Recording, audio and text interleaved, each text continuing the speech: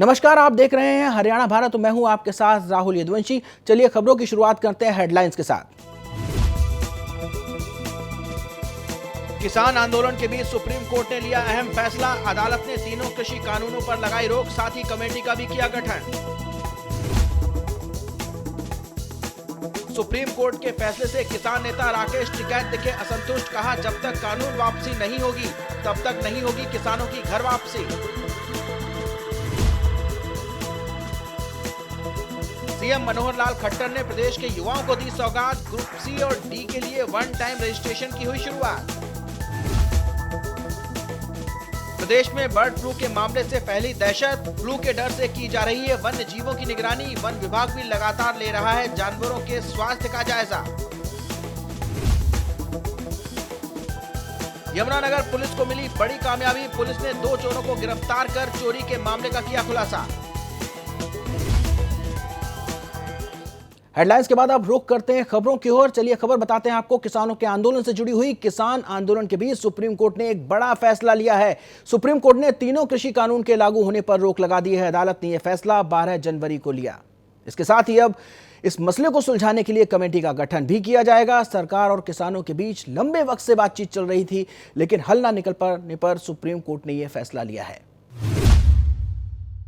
वहीं कृषि आंदोलन पर सुप्रीम कोर्ट का अहम फैसला आने के बाद देश भर से इस पर प्रतिक्रियाएं भी आनी शुरू हो गई हैं। इस बीच किसान नेता राकेश टिकैत ने इस पर खुशी जाहिर नहीं की, बल्कि टिकैत ने कहा कि जब तक कानून वापस नहीं होगा तब तक किसानों की घर वापसी नहीं होगी। उन्होंने कहा कि हम अपनी बात रखेंगे, जो दिक्कत है सब बता देंगे। देखो, बिल वापसी नहीं, घर वापसी नहीं, ट्रिपल कैप पे बंदूक का पहरा है। हाँ, नहीं, चलो बना दी उन्होंने कमेटी बनाने की बात करी है, ठीक है, तो वो कर दिया होगी। उसमें जो अपने लीगल लोग होंगे सब लोग उसमें बैठ के बात करेंगे। वहीं सीएम मनोहर लाल खट्टर ने प्रदेश के युवाओं को युवा दिवस पर एक सौगात दी। उन्होंने हरियाणा कर्मचारी चयन आयोग के नए पोर्टल वन टाइम रजिस्ट्रेशन की शुरुआत की, जिसके ग्रुप सी और डी के लिए एक बार फिर ही रजिस्ट्रेशन कराना होगा। यह रजिस्ट्रेशन प्रार्थी की फैमिली द्वारा करना होगा। इसको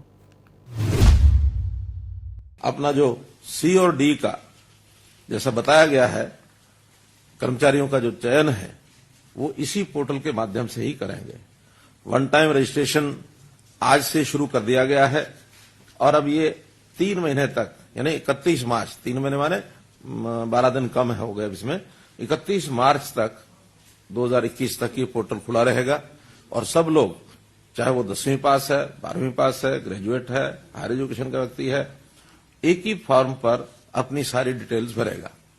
और जो कम क्वालिफिकेशन वाला है वो तो केवल डी में ही अपने परीक्षा दे पाएगा, लेकिन इससे ऊपर के क्वालिफिकेशन वाले, यानी +2 और इससे ऊपर के क्वालिफिकेशन वाले, चाहे तो वो डी में भी परीक्षा दे सकते हैं, चाहे तो सी में भी दे सकते हैं।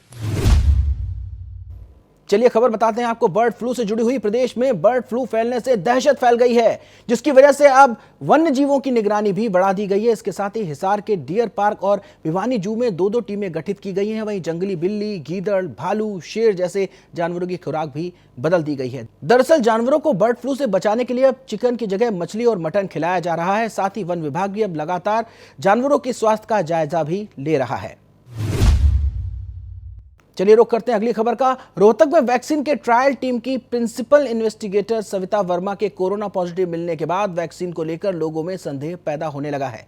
इसी को लेकर अब पीजीआई प्रशासन को सामने आकर सफाई देनी पड़ी। उन्होंने कहा कि घबराने की बात नहीं है। डॉक्टर सविता वर्मा को हल्के सिम्टोम है और वो अपने घर में ही क्वारंटाइन है। दरअसल वैक्सीन टीम की लीडर के ही कोरोना पॉजिटिव पाए जाने के बाद चिंता का माहौल बना हुआ है। जैसा कि आपको मालूम है, कोरोना काल अभी ख़त्म नहीं हुआ है और हमारा विश्वविद्यालय पूरी कोशिश कर रहा है कि किसी भी तरह से कोई भी पेशेंट्स जो हमारे यहाँ आते हैं उनको पूरा इलाज दिया जाए। ये खुशी की बात है कि पिछले 4-5 दिनों से हमारे यहाँ कोई नया एडमिशन नहीं हुआ है और जहाँ 150 मरीज़ होते थे वहाँ 3-4 मरीज़ कुल रह गए हैं और हम सोच रहे हैं कि हमारी जो नॉन कोविड सर्विसेज हैं वो अच्छी तरह से चलें।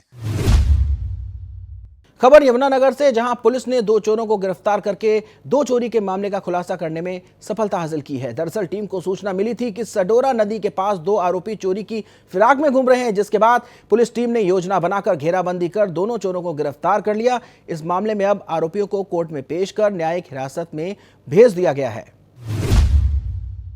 ने 2 आरोपियों को गिरफ्तार करके चोरी की 2 वारदातों का खुलासा किया है, जिसमें एक गांव सडौरा के गांव सुल्तानपुर से व दूसरी मधुवंश गांव थाना के एरिया से चोरी की थी इन्होंने।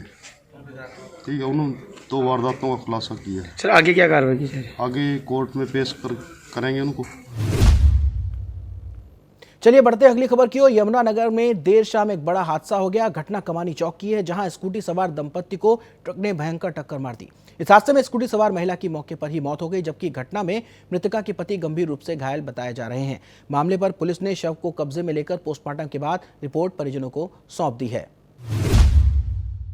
हमें इन्फॉर्मेशन आई थी एक एक्सीडेंट की कमानी चौक से, तो मौके पे देखा कि ये रेड लाइट पे गाड़ी दोनों किनेटिक और वो रुके हुए थे। जब वो लेडीज़ अपने हस्बैंड के साथ थी, चलने लगी तो ट्रक वाले ने पीछे से टक्कर मार दी। तो मौके पे जो लेडीज़ की डेथ हो गई और शव को कब्जे पे लेके हॉस्पिटल में ले गया, FIR रजिस्टर कर दिया और ट्रक का चालक उसको राउंड अप कर लिया गया है।